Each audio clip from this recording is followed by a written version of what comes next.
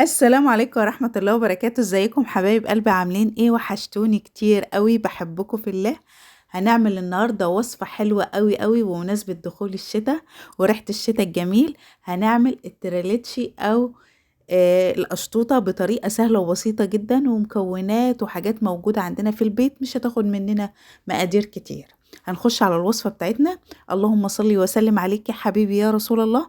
معايا 4 حبات من البيض، عليهم كوباية صغيرة من السكر، عليهم كوباية من المية، رشة من الفانيليا أو معلقة من الفانيليا، ومعلقة خل، ومعلقة صغيرة من البيكنج باودر أو البيكنج صودا أو كيك شيف، وهنزل عليهم بمعلقة من محسن الجل. هضربهم ضربة، وهنزل بكوباية دقيق عليها معلقة من النشا، وعليها رشة من الملح، وهضرب الكلام الجميل ده كله لمدة 7 دقايق بالظبط. هفضل اضرب فيه لغاية اما لونه يفتح، واهم حاجة كل ما نضرب فيه لونه هيفتح. وبمعلقة زي ما انتوا شايفين كده اجيب من تحت لفوق، علشان المقادير بتاعتي او الخلطة بتاعتي ديت كلها تتجانس مع بعضها، علشان ما تبوظليش الكيكة بتاعتي، عشان ده كيك سبونج. طريقته سهلة وبسيطة جدا، هتمشي على الخطوات هتطلع معاكي ناجحة 100%.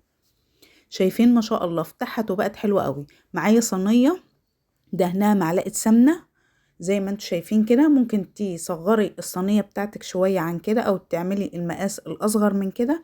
انا حباها ان هي تكون رقيقة مش سميكة. وبعد ما سوينا خليط الكيكة بالشكل القمر اللي انتوا شايفينه دوت، بعود شيش طاووق ورايح جاي فيها لغاية اما تبقى كلها بسوى واحد، علشان تبقى بسوى واحد زي ما انتوا شايفين، وكمان تخرج لي اي فقاقيع من الهواء بره. هدخلها الفرن، هتاخد 25 دقيقة، وهتطلع بالقمر اللي انتوا شايفينه دوت. هغطيها بفوطة نضيفة عشان تفضل طرية.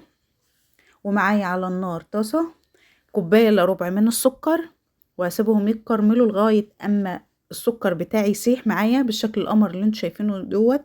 هفضل اقلب فيها بمعلقة لغاية اما يدوب معايا تماما السكر. هنزل بمعلقة كبيرة من الزبدة، هدوبها حلوة قوي في السكر بتاعي او في الكراميل بتاعي. وهنزل بكوباية الا ربع من المية المغلية، وهفضل اقلب فيها لغاية اما الكراميل بتاعي يدوب معايا تماما.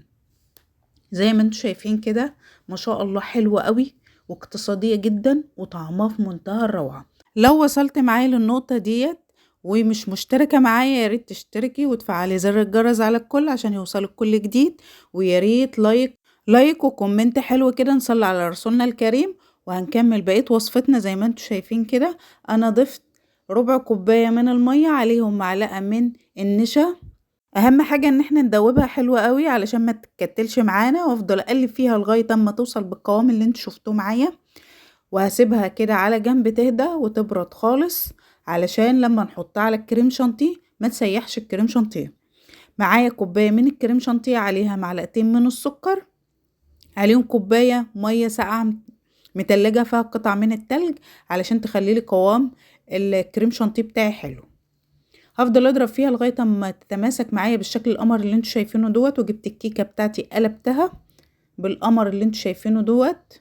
شايفين ما شاء الله سواها من تحت ومن فوق جميله جدا.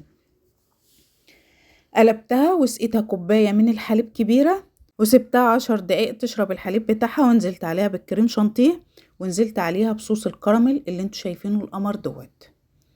هزينها بقى زي التريليتشي، طعمها بجد في منتهى الجمال. حاجة كده كأنك في سحاب، حلوة قوي ورائعة جدا وطعمها في منتهى الجمال. جربوا الوصفة دي ان شاء الله هتعجبكم، هتنور رضاكم زي ما انتوا شايفين.